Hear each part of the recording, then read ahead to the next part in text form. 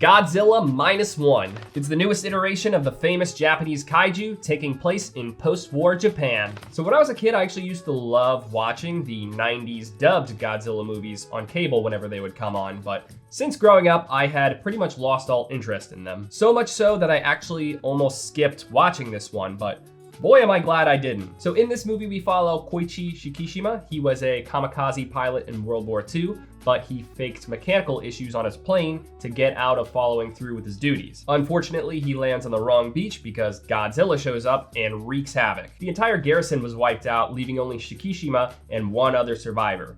And of course, this entire experience haunts him for many years to follow. But it's not just Godzilla's attack haunting Shikishima.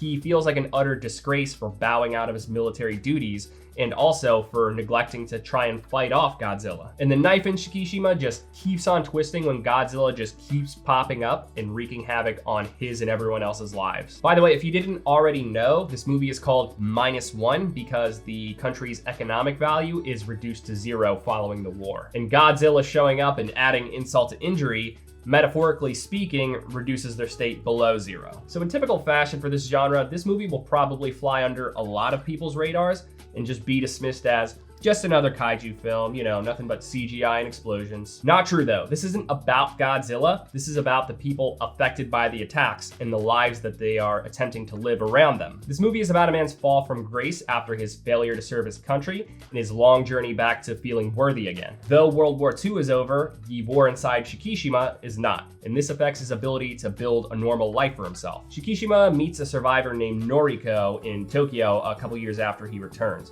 She's taking care of a baby, Akiko, whose mother died from the bombing of Tokyo. She ends up building a platonic relationship with Shikishima, and the three of them end up living together for some years after, with Shikishima serving as Akiko's father figure. I really like that this movie was about honor rather than romance. This easily could have been written to be about a husband haunted by his past traumas, and he's keeping them a secret from his wife because he's just ashamed. But it's about Shikishima being weighed down by the opportunities that he didn't seize in the past, ironically leading him to miss opportunities that could shape his future. This being a kaiju film, you are promised big catastrophic spectacle, and this movie delivers. That said, some of the CGI was a bit subpar, but of course this is a Japanese film and the CGI budget for films in Japan tends to be a lot lower, so this isn't a surprise by any means. It's not totally bad CGI, but there were some occasional bad renders.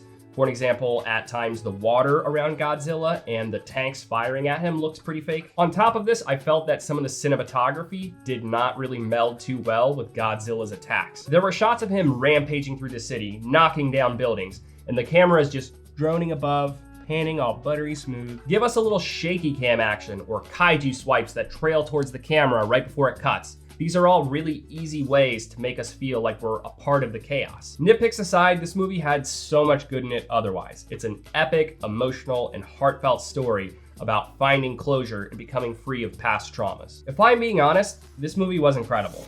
This completely revived my long-buried enthusiasm for the Godzilla franchise. I'd recommend this one to most of you watching, especially fans of foreign films. Despite some little things that I wasn't a big fan of, it's an intense movie with a wonderful story. But if you're the type of viewer who is spoiled on incredible modern CGI, or if you just don't like subtitles, then this might not be for you. Thank you for watching this review. If it brought you any value at all, please consider giving it a like. It really does help the channel grow. I'll see you next week with my reviews of Poor Things and The Boy and the Heron.